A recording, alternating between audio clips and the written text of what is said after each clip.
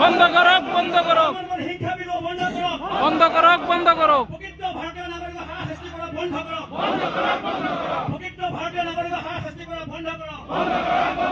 We want justice. We want justice. No justice, no.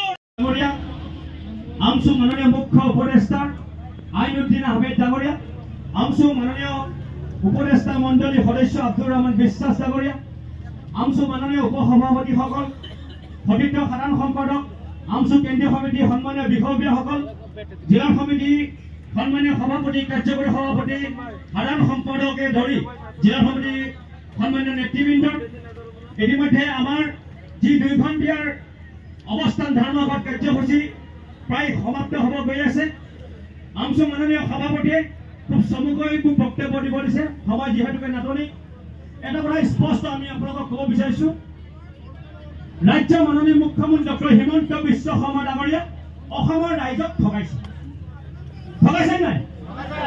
অসমৰ ৰাইজক doctor Himanta Biswa শৰ্মাই ঠগাইছে।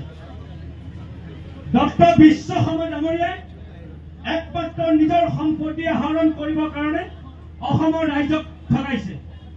2021 তেওঁ ৰাজ্যৰ মাননীয় মুখ্যমন্ত্ৰী হ'ল, আকৌ 2026 তেওঁ মুখ্যমন্ত্ৰী হ'বৰ কাৰণে এইখিনি কোট আৰু কৌশল।